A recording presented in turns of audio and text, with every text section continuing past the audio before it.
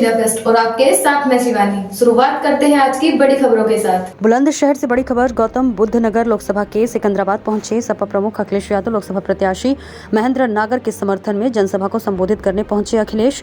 मंच पर सपा के साथ कांग्रेस और इंडिया अलायंस कार्यकर्ता भी मौजूद रहे। सिकंदराबाद में सरकार पर हमलावर नजर आए पूर्व सीएम अखिलेश यादव। बुलंदशहर से इकराम खान की रिपोर्ट देखिए। जितेंद्र यादव जी मंच पर बगल के जिले के जिलाध्यक्ष सुधीर, महानगर अध्यक्ष आशय गुप्ता, कांग्रेस पार्टी के अध्यक्ष नितिन भटनागर जी,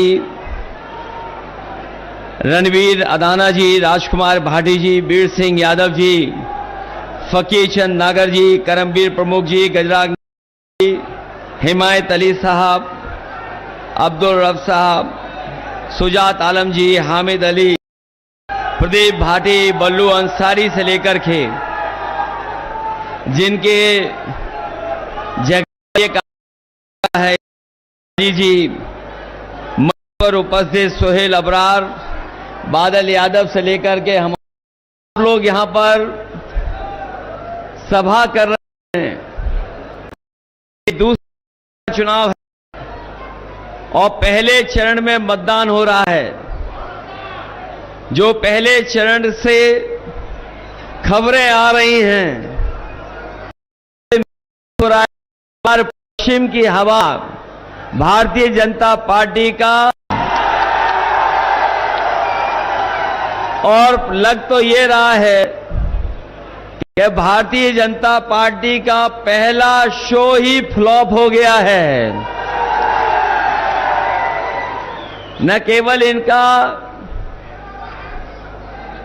शो फ्लॉप हो गया है, बल्कि इनके घिसे पिटे डायलॉग भी जनता सुनना नहीं चाहती है। वो कहानी भी अब कोई सुनना नहीं चाहता है। और इधर पिछले जनता पार्टी की जो पहचान बनी है वो झूठ और लूट की बनी है। शायद इतना झूठ किसी राजनीतिक दल ने नहीं बोला हो। ब्रह्मांड में सबसे झूठी पार्टी अगर कोई है पाए हो। मैं पार्टी के सभी साथियों का धन्यवाद दूंगा कि उन्होंने एक ऐसे डॉक्टर को तैयार किया है जो भविष्य की आने वाली पीढ़ी का भी इलाज करते हैं। इसलिए डॉक्टर के मुकाबले में डॉक्टर। और ये विधानसभा तो वो विधानसभा है जो रिकॉर्ड बना सकती है। ये विधानसभा तो ऐसा रिकॉर्ड बना सकती है कि अगर हम पिछले, यहां पर जनता ने लगभग 1 वोट दिया।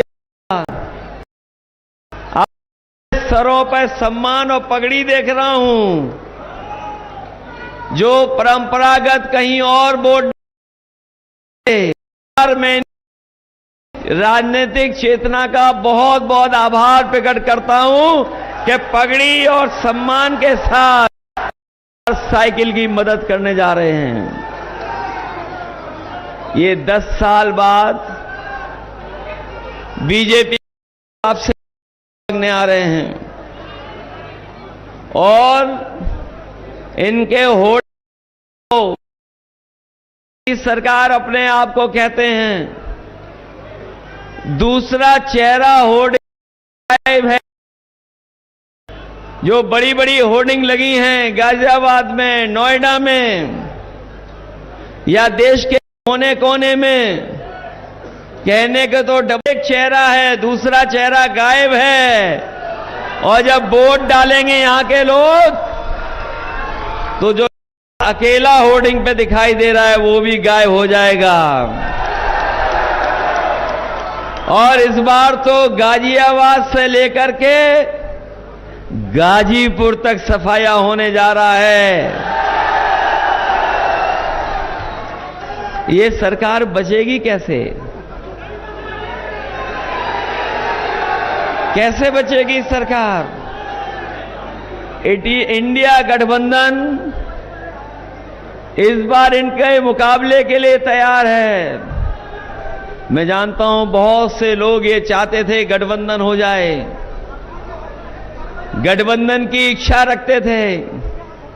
कुछ लोग बोल नहीं पाते थे, दिल ही दिल में रखते थे कि गठबंधन हो जाए। बताओ समाजवादियों ने आपके दिल की बात की है कि नहीं की है? और गठबंधन में केवल कांग्रेस समाजवादी पार्टी नहीं, अब तो आप पार्टी भी आ गई है झाड़ू मारने के लिए। और हमारे किसान नेता मंच पे कह रहे हैं, जो हमारे किसान संगठन के नेता हैं, ये जानते होंगे इन्हें कितना सरकार से लड़ना पड़ा है। केवल अभी नहीं, अगर हम पिछला भी संघर्ष याद करें तो हमारे किसान भाई सालों साल संघर्ष किए सरकार। और एक समय तो ऐसा जब किसानों ने आवाज काले कानून, तो इस सरकार ने सड़कों में गड्ढे खुदवा दिए, आरसीसी की दीवार दी, कीलें लगवा दी, फोर्स लगा दिया। कोई अगर ट्रैक्टर के लिए डीजल भरवाने जाता था तो डीजल नहीं मिलता था, पाबंदियां लगा दी, पुलिस खड़ी कर दी जगह जगह। लेकिन हम अपने किसान भाइयों को बधाई देंगे, वो सालों साल रुके रहे, शहीद भी हुए, लेकिन वो पीछे नहीं हटे। अंतोगतवा सरकार को पीछे हटना पड़ा और तीनों काले कानून उन्हें वापस लेने पड़े। मैं अपने किसान भाइयों को आज के दिन, जब देश का चुनाव होने जा रहा है, मैं आपको ये बताना चाहता हूं कि इंडिया गठबंधन और समाजवादी पार्टी ने तय किया है कि जब भी सत्ता में आएंगे तो हमारे किसानों के लिए कानूनी एमएसपी का अधिकार दिलाने का काम हम लोग मिलकर के करेंगे।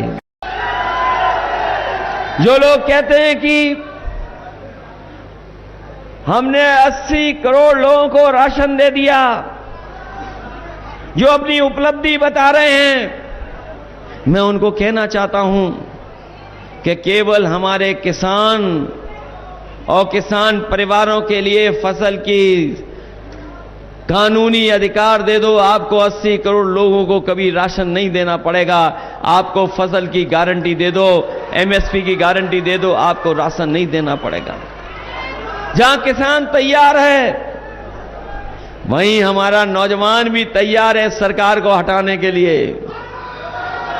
ये नौजवान वो है जो नौकरी की तलाश में, रोजगार की तलाश में सरकार में न जाने कितना निराश हुआ, परेशान रहा, परीक्षाएं लिखी, तैयारी की, ट्यूशन पढ़ाई की, जो कुछ कर सकते थे नौजवानों ने अपनी परीक्षा के लिए तैयारी की। लेकिन दुर्भाग्य है कि भारतीय जनता पार्टी की ऐसी सरकार है जहां पे कोई परीक्षा होती है उसका पेपर लीक हो जाता है। और केवल एक, हमारे नौजवान जानते होंगे जो जो परीक्षा हुई है अभी तक उत्तर प्रदेश में, सब परीक्षाओं में पेपर लीक हो गए। और अभी तक 9 से ज्यादा परीक्षाएं के पेपर लीक हुए हैं। किसी को नौकरी नहीं देना चाहती सरकार। अभी हमने जब गणित का हिसाब किताब लगाया तो मैंने कहा कि अगर उत्तर प्रदेश में जो परीक्षाएं, जिनके पेपर लीक हुए हैं, की संख्या 60 लाख है, और यही 60 लाख नौजवान अगर उनके मां बाप को जोड़ दें तो 60 लाख परिवारों में वोट कम हुआ है। जिस दल के खिलाफ किसान और नौजवान हो, वो सरकार बचेगी कैसे, ये बता दो हमें आप। क्या सरकार बचेगी? और चाहे बड़े बड़े चैनल के बारे में बताएं न बताएं, लेकिन हमारा एक एक नौजवान जो मोबाइल देखता है वो जानता है कि इलेक्ट्रल बॉन्ड की चोरी जब से पकड़ी गई है तब से भारतीय जनता पार्टी का बैंड बज गया है। और जब कभी इलेक्ट्रल के बारे में बात होती है तो बीजेपी के लोग घबरा जाते हैं, कईयों को बेहोशी छा जाती है। इलेक्टोरल बॉन्ड का नाम सुनते ही भारतीय जनता पार्टी के कुछ नेता इलेक्टोरल की मांग करते हैं, इलेक्टोरल की मांग करते हैं, इतना घबरा जाते हैं कि उनके पास कोई जवाब नहीं, इलेक्टोरल पीने का काम कर रहे हैं। नहीं चोरी हुई है, कोई चंदा दे तो कम कम चंदा देता है, कोई 5,000 देता है, 10,000 देता है, 1 लाख देता है, 2 लाख देता है, लेकिन कोई 50 करोड़ नहीं देता है, 100 करोड़ नहीं देता है, 1,000 करोड़ नहीं देता है। याद है कि नहीं याद है? बीजेपी के लोगों ने कहा था लेकिन ये बीजेपी के लोग तो ऐसा खा रहे हैं कि डकार। बताओ, ये डकार भी ले रहे हैं कि नहीं ले रहे हैं? इसलिए सावधान हो कि नहीं सावधान हो आप लोग?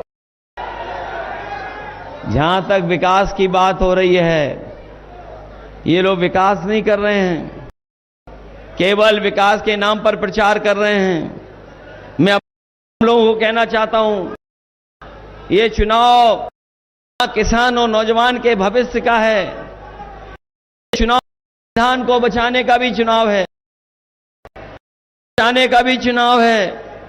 ये चुनाव हमारे आपके भविष्य के साथ साथ आने वाली पीढ़ी का भी चुनाव है। इस लोगों ने गठबंधन बना करके इस भारतीय जनता पार्टी का मुकाबला करने का काम किया है, और जिस तरह का समर्थन मिल रहा है, जिस तरह का सहयोग मिल रहा है, कई ऐसे समाज के लोग निकल हराने के लिए निकल पड़े हैं, और हर तरफ इनके खिलाफ पंचायतें हो रही हैं, खुल करके लोग इनके खिलाफ आ गए हैं, और डबल इंजन की सरकार है। इस चुनाव में एक सरकार नहीं जाएगी, एक वोट डालोगे लोकतंत्र संविधान तो बचेगा बचेगा, 2-2 सरकारें चली जाएंगी, ये रोक नहीं पाएंगे। लेटेस्ट अपडेट के लिए हमारे चैनल न्यूज़ इंडिया फर्स्ट को लाइक, शेयर एंड सब्सक्राइब करें, एंड यस, बेल आइकन को प्रेस करना ना भूलें।